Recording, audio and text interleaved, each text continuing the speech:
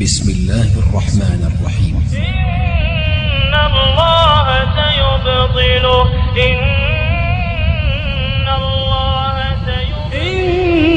الله سيبطله إن الله سيبطله اعلم يا غالي وفقني الله وإياك لهداه، لما قلنا ماذا هناك اسمع ماذا يحصل هناك.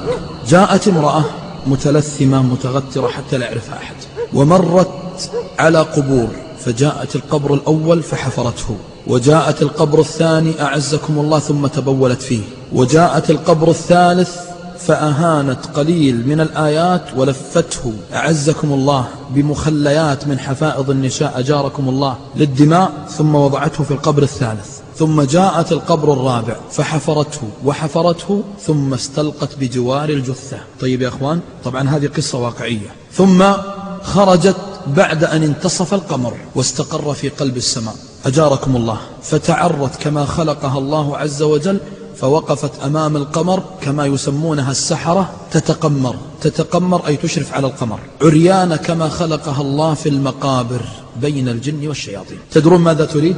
يمكن بعضكم يتساءل. تريد أن يستجيب الشيطان الخبيث لها دعوتها وسحرها، فماذا صنعت؟ تسجد وتتدلل وتعقد وتنادي الشيطان من دون الله من أجل هدف واحد، ألا يتزوج عليها زوجها. لاحظتوا؟ حتى ما يتزوج الزوج عليها. طبعا سارت فيها الأيام، لكن ربي والله يا إخوان انتقم منها شر انتقام. عقدت على الزوج، كانت حياتها كما تقول كنت أعيش مثل النساء، أذهب وآتي، أحب زوجي، ولكن ربما الغيرة المستميتة التي لا ترتبط بالله عز وجل جعلتني أكفر بالله وأنا أشعر أو لا أشعر. لكن ما ينفع الندم إذا داهم الموت. متى أقرت بهذا؟ متى يا إخوان؟ يوم أن ذهب عقل الرجل وانقلب السحر على من؟ على الساحر. هذه المرأة يا إخوان ما اكتفت بهذا الأمر، بل أضرت بزوجها. تدرون ماذا صنعت؟ لما وجدت أن العقد لا تفيد، أخذت الطفل أبو 4 شهور فذهبت به إلى المقبرة، ثم بدأت تنادي الشيطان، فخاطبوها بخطاب ملموس. يمكن بعضكم ما يصدق هذا الكلام، لكن هذا الكلام يقر به السحرة ويعترفون به، واللي يريد أن يرجع إلى لقاء الساحر في قناة المجد. أظن بعضكم سمع شيئا من الذي لا يصدقه العقل إلا إذا آمن بأن الله عز وجل إنما جعل هذا فتنة. جعل هذا وشه يا إخوان؟ فتنة. وما يعلمان من أحد حتى يقولا إنما نحن فتنة فلا تكفر. بسطت الطفل الصغير ثم ألقي عليها خطابا: إذا أردت أن يستجيب لك مولاك أي الشيطان أجاركم الله فاذبحي الصغير، اذبحيه. وفعلت وذبحت الصغير، ثم جعلت دمه يقطر في القبور التي وقفت عليها سابقا أجاركم الله. من أجل ماذا يا أخوان؟ شوفوا إذا ضعف الإيمان ماذا يحصل، شوفوا إذا كفر بالرحمن ما الذي يجري. أليس هذا الأمر العظيم تتشقق السماء من هوله؟ أليس الله عز وجل يغضب غضبا عظيما يوم أن يسأل غيره تبارك وتعالى؟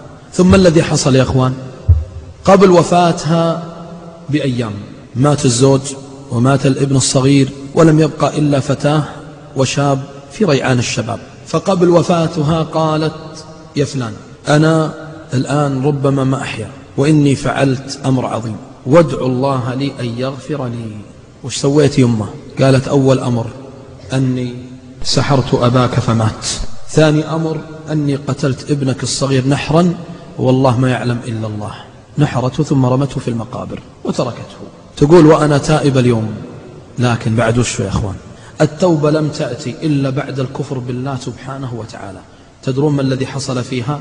يقسم بالله ابنها يقول: لما لف جسمها كامل لم يبقى إلا عيناها وأنفها وفمها، لأن الجسم أصبح ما يستطيع يتحمل النور، ما يستطيع يتحمل النور، عقوبة من الله عز وجل. يقول الابن: فكانت الفاجعة، قالت له بالكلمة الواحدة: اسمع، لو غفر الله لي فتلك رحمة، وإن لم يغفر لي فادع لي أنت. قالت: وإذا كشفت الستار عني فترحم علي. كانت المفاجأة، ابنها يقول: بعد ما كشفنا الستار والله لقد وجدنا الدود يأكل في جسمها وهي حية. إي والله الذي لا إله غيره. لماذا يا إخوان؟ لأنك تعرف أن ربي عزيز ذو انتقام. وإذا انتقم القهار لا معقب لحكمه. يقول والله لما فتحت الغطاء وإذا بالدود ينهش في لحمها نهشا، فقلت يم دود. قالت إذن أنا ميتة لا محالة، أنا ميتة لا محالة. ماتت المرأة يا إخوان. تدرون كم عقدة وجدت بعد أن أقرت بها؟ وجدت والعياذ بالله في أدبار النساء أكثر من 22 أو 23 امرأة في أدبارهن عقد قد عقدت عليها، وأخرجت جثثهن ووضعت الأسحار ثم غسلتهن وكفنتهن ثم وضعتهن في المقابر. كم امرأة الآن استضرت السبب هذه المرأة؟ والسبب وش؟ ضعف الإيمان. فلما جاءهم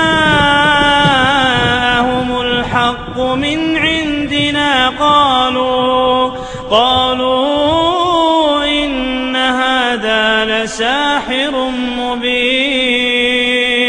قال موسى تقولون للحق لما جاءكم أسحر هذا ولا يفلح الساحرون. قالوا أجئتنا لتلفتنا عما وجدنا عليه آباءنا وتكون لكما الكبرياء في الأرض وما نحن لكما بمؤمنين. وقال فرعون ائتوني بكل ساحر عليم.